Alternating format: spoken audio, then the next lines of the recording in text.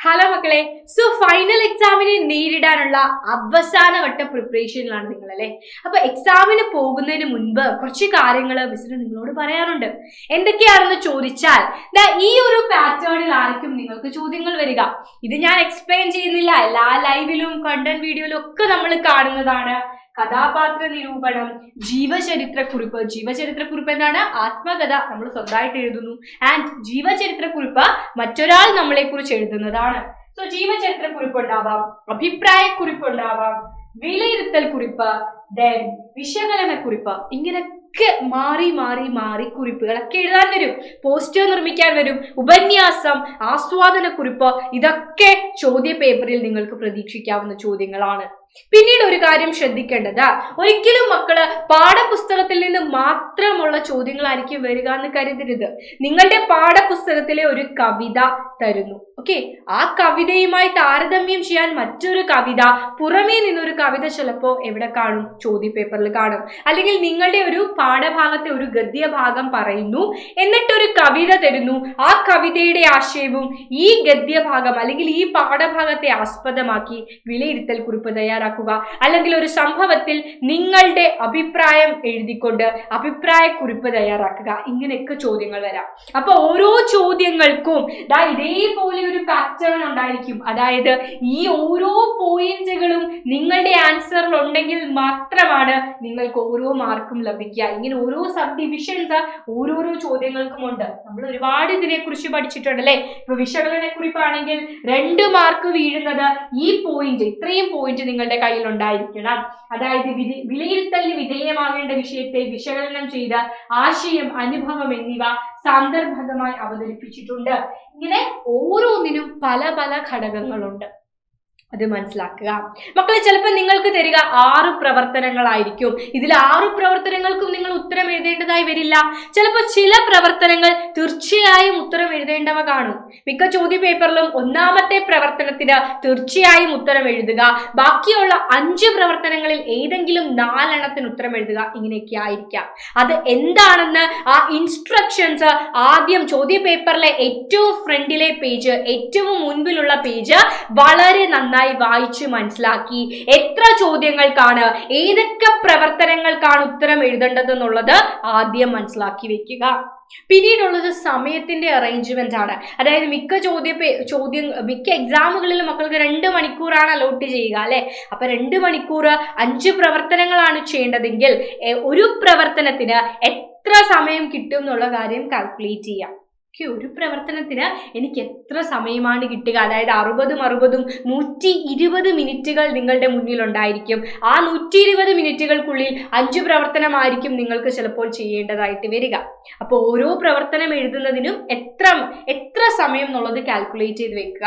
And നിങ്ങൾക്ക് ഏറ്റവും എളുപ്പമുള്ള പ്രവർത്തനങ്ങൾ ആദ്യം ചെയ്യാം, വളരെ എളുപ്പത്തിൽ എഴുതി കഴിയാം അല്ലെ. ആൻഡ് ബുദ്ധിമുട്ടുള്ള പ്രവർത്തനങ്ങൾക്ക് ഏറ്റവും അവസാനം സമയം കണ്ടെത്താം. വേണമെങ്കിൽ അതിന് കൂടുതൽ സമയം എടുത്ത് എളുപ്പമുള്ള പ്രവർത്തനങ്ങൾ ആദ്യം ചെയ്തു വെക്കാം. ഓക്കെ, അതിന് കുറച്ച് സമയം കണ്ടെത്തി വളരെ വേഗത്തിൽ ഉത്തരം എഴുതുക. ബുദ്ധിമുട്ടേറിയ പ്രവർത്തനങ്ങൾ ഏറ്റവും അവസാനത്തേക്ക് നമുക്ക് വേണമെങ്കിൽ നീക്കി വെക്കാം. ഓക്കെ, ക്ലിയർ അല്ലേ? യെസ്. അപ്പൊ സമയം, ടൈം മാനേജ്മെന്റ് വളരെ ഇമ്പോർട്ടന്റ് ആണ്.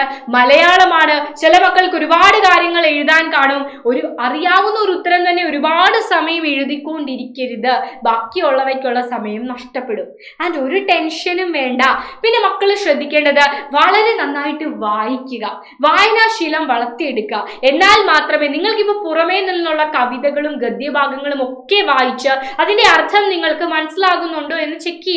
കാരണം ഒരു കവിത, ഇപ്പൊ പുറമേ നിന്നൊരു കവിത എടുത്ത് വായിച്ചു നോക്കുക, എന്നിട്ട് അതിന്റെ ആശയം നിങ്ങൾക്ക് വ്യക്തമാണോ എന്നുള്ള കാര്യം വീണ്ടും വീണ്ടും ചിന്തിക്കുക. കാരണം ചോദ്യ പേപ്പറിൽ തീർച്ചയായും പുറമേ നിന്നുള്ള കവിതകൾ കാണും. അതിന് ആസ്വാദനം എഴുതാൻ ചോദിക്കും, അല്ലെങ്കിൽ താരതമ്യം ചെയ്യാൻ വരും. അപ്പൊ വെളിയിൽ നിന്ന് പാഠപുസ്തകത്തിലെ മാത്രം ചോദ്യങ്ങളല്ല പ്രതീക്ഷിക്കേണ്ടത്, പുറമേ നിന്നുള്ള കവിതകളും ഗദ്യഭാഗങ്ങളും തീർച്ചയായും ചോദിക്കും. അതേപോലെ ചോദിക്കാം, വായിക്കാം, എഴുതാം എന്നൊരു ചോദ്യം മിക്ക ചോദ്യ പേപ്പറിലും കാണാറുണ്ട്. അതായത് ഒരു ഗദ്യഭാഗം തന്നിട്ട് നിങ്ങളോട് കുറേ അധികം ചോദ്യങ്ങൾ ചോദിക്കും. 4-5 ചോദ്യങ്ങൾ ഈ ഒരു ഗദ്യഭാഗത്തിൽ നിന്ന് ചോദിക്കും. അപ്പൊ നിങ്ങൾ ആദ്യം ചെയ്യേണ്ടത് ആ ഗദ്യഭാഗം വൃത്തിക്ക് വായിക്കുക.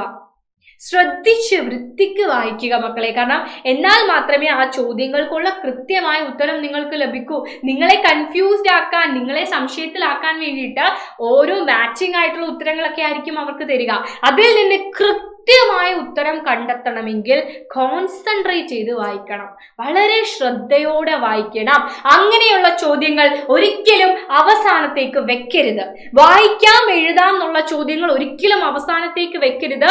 സമയം തീരുകയാണെന്ന് നിങ്ങൾക്കറിയാം. ആ ഒരു ടെൻഷനിൽ, ആ ഒരു വെപ്രാളത്തിൽ ശരിയായ ചോദ്യമായിരിക്കില്ല, ശരിയായ ഉത്തരമായിരിക്കില്ല ചിലപ്പോൾ നിങ്ങൾ എഴുതുക. സോ വായിക്കാം എഴുതാം എന്നൊക്കെ ഉള്ളത് ആദ്യം തന്നെ ഉത്തരം കണ്ടെത്തുക.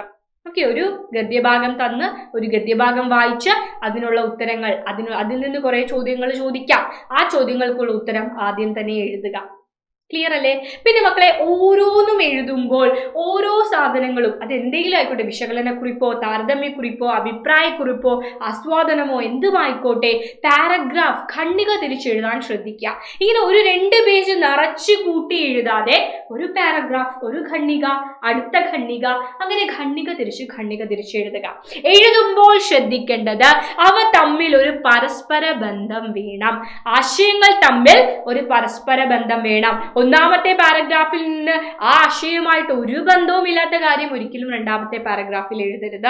പിന്നീട് ഞാൻ എല്ലാ ക്ലാസ്സിലും പറയുന്നത് പോലെ ശൈലികൾ, പ്രയോഗങ്ങൾ, കവിതകളുടെ വരികൾ ഇതൊക്കെ പഠിച്ചു വെക്കുക. ഇതൊക്കെ നിങ്ങൾക്ക് ഉപയോഗിക്കാം. മക്കൾക്ക് ഞാൻ ഒരു ഈസി ട്രിക്ക് പറഞ്ഞുതരാം. നിങ്ങൾ പ്രകൃതിയെ ചൂഷണം ചെയ്യുന്നതിനെ കുറിച്ചുള്ള കവിതകൾ വായിക്കുക. അതിലെ ഏതെങ്കിലും 4 വരികൾ ഹൃദയസ്ഥമാക്കുക, മനസ്സിലാക്കി ബൈ ഹാർട്ട് ചെയ്യാന്നാണ് മിസ് ഉദ്ദേശിച്ചത്. ഓക്കെ, അങ്ങനെ കാണാതെ പഠിക്കുക. ആ വരികൾ തീർച്ചയായും നിങ്ങൾക്ക് ഉപകാരപ്പെടും. പ്രകൃതിയെ നശിപ്പിക്കുന്നതിന് വേണ്ടി നമ്മുടെ ഭൂമിക്കൊരു ചരമഗീതം, അങ്ങനത്തെ കവിതകളൊക്കെ ഇല്ലേ ONVയുടെ, അതേപോലത്തെ കവിതകളുടെ വരികൾ നിങ്ങൾ ഹൃദയസ്ഥമാക്കുക. അത് തീർച്ചയായും ഉപന്യാസത്തിലൊക്കെ നിങ്ങൾക്ക് ഉപയോഗപ്പെടും. മിസ് അത് ഉപയോഗിച്ച ട്രിക്കുകളാണ്. സോ ഏതെങ്കിലും ഒക്കെ 4 വരികൾ പഠിച്ചു വയ്ക്കുക. പിന്നെ ഒരു ബന്ധവും ഇല്ലാത്ത വരികൾ ഒരിക്കലും ഒന്നിൽ എഴുതരുത് മക്കളെ. ചിലപ്പോൾ നിങ്ങളുടെ അഭിപ്രായക്കുറിപ്പ്, മരങ്ങൾ വെട്ടി നശിപ്പിക്കുന്നതിനെ കുറിച്ച്, വനനശീകരണത്തെ കുറിച്ചുള്ള ഒരു അഭിപ്രായക്കുറിപ്പ് എഴുതാൻ വന്നാൽ നിങ്ങൾക്ക് ആ വരികൾ അവിടെ ഉപയോഗിക്കാൻ സാധിക്കും. പ്രകൃതിയെ ചൂഷണം ചെയ്യുന്നത് അല്ലെങ്കിൽ പ്രകൃതിയുടെ മനോഹാരിത വർണ്ണിക്കുന്ന വരികൾ, ആ വരികളും എഴുതാം. എന്നിട്ട് നിങ്ങൾക്ക് എഴുതാം, ഇങ്ങനെയുള്ള പ്രകൃതിയെ നമ്മൾ നശിപ്പിച്ച് ഇത്തരത്തിലാക്കി എന്ന് നിങ്ങൾക്ക് എഴുതാനായിട്ട് സാധിക്കും. അപ്പൊ അങ്ങനത്തെ നല്ല നല്ല കവിതകളുടെ വരികൾ അല്ലെങ്കിൽ ശൈലികൾ, പ്രയോഗങ്ങൾ ഇതൊക്കെ മനഃപ്പാഠമാക്കി വെക്കുക. ഇതൊക്കെ എടുത്ത് ആൻസർ ഷീറ്റിൽ ഉപയോഗിക്കുക. ക്ലിയർ അല്ലേ? പിന്നീട് എനിക്ക് പറയാനുള്ളത്, മാക്സിമം അക്ഷരത്തെറ്റുകൾ വരുത്താതെ ആൻഡ് ചോദ്യങ്ങളാണ് നിങ്ങൾ ചോദിക്കുന്നതെങ്കിൽ ചോദ്യചിഹ്നം. നിങ്ങൾ ചോദിക്കുന്ന കാര്യം വളരെ വലിയ അത്ഭുതം സൃഷ്ടിക്കുന്ന അത്ഭുതകരമായ ഒരു കാര്യമാണ്, അതിശയോക്തി കലർന്ന ഒരു കാര്യമാണെങ്കിൽ അതിശയ ചിഹ്നം ഇടുക. ഒരു സെന്റൻസ്, ഒരു വാചകം പറഞ്ഞ് അവസാനിപ്പിക്കുമ്പോൾ പൂർണ്ണവിരാമം, ഫുൾ സ്റ്റോപ്പ് ഇടുക. ഇങ്ങനെ ഓരോ കാര്യങ്ങളും ശ്രദ്ധിക്കുക. ഇതിനൊക്കെ പ്രത്യേക മാർക്കുകളുണ്ട്. നിങ്ങൾ ശ്രദ്ധിച്ചു, ഇതിനൊക്കെ പ്രത്യേകം ചിഹ്നം പാലിച്ച് അക്ഷരത്തെറ്റില്ലാതെ എഴുതുന്നതിന് 1 മാർക്ക് പറയുന്നുണ്ട്. സോ ഇതൊക്കെ വളരെ പ്രധാനപ്പെട്ട കാര്യങ്ങളാണ്. അപ്പോൾ ഇന്ന് നമ്മൾ ഇത്രയും കാര്യങ്ങളാണ് നിങ്ങൾ ഓർത്തു വെക്കാൻ മിസ് നിങ്ങൾക്ക് പറഞ്ഞു തരുന്നത്. ടൈം മാനേജ്മെന്റ് വളരെ ഇമ്പോർട്ടൻ്റ് ആണ്. ചിലപ്പോൾ ഒരു ചോദ്യം നിങ്ങൾക്ക് വളരെ നന്നായി അറിയാമായിരിക്കാം, അതിനുള്ള ഉത്തരം നിങ്ങൾ ഒരുപാട് സമയം ഇരുന്ന് എഴുതുകയാണെങ്കിൽ അത് നിങ്ങളുടെ ബാക്കി ചോദ്യങ്ങളെ, അതിനുള്ള സമയത്തെ എഫക്റ്റ് ചെയ്യും, ബാധിക്കും. സോ അറിയാവുന്ന ചോദ്യങ്ങളായിക്കോട്ടെ, എല്ലാത്തിനും ഒരു ലിമിറ്റ് ഉണ്ട്. ടൈം മാനേജ് ചെയ്യുക വളരെ പ്രധാനപ്പെട്ടതാണ്. വായിക്കാം എഴുതാം അങ്ങനത്തെ ചോദ്യങ്ങളൊക്കെ ആദ്യം തന്നെ ഉത്തരം എഴുതാൻ ശ്രമിക്കുക. Okay, yes. ആൻഡ് ഈ പറഞ്ഞ കാര്യങ്ങളൊക്കെ പാലിച്ച് വളരെ നന്നായി എക്സാം എഴുതുക. എക്സാമുമായി ബന്ധപ്പെട്ട മുൻവർഷ ചോദ്യങ്ങളും അതേപോലെ ഈ വർഷം ചോദിക്കാൻ ഇടയുള്ള ചോദ്യങ്ങളും നമ്മളുടെ ചാപ്റ്ററിന്റെ ഫുൾ റിവിഷനും ഒക്കെ ആയിട്ട് മിസ് നിങ്ങളുടെ മുന്നിലേക്ക് എത്തുന്നതായിരിക്കും. സോ ലൈവുകൾക്ക് വേണ്ടി വെയിറ്റ് ചെയ്യുക. നമ്മളുടെ വീഡിയോ നിങ്ങൾക്ക് യൂസ്ഫുൾ ആയിട്ടുണ്ടെങ്കിൽ നിങ്ങൾക്ക് കമന്റ് ചെയ്യാം, നമ്മുടെ വീഡിയോ ലൈക്ക് ചെയ്യാം. ഇനി വരുന്ന ലൈവുകൾക്ക് വെയിറ്റ് ചെയ്യൂ മക്കളെ. Bye, see U.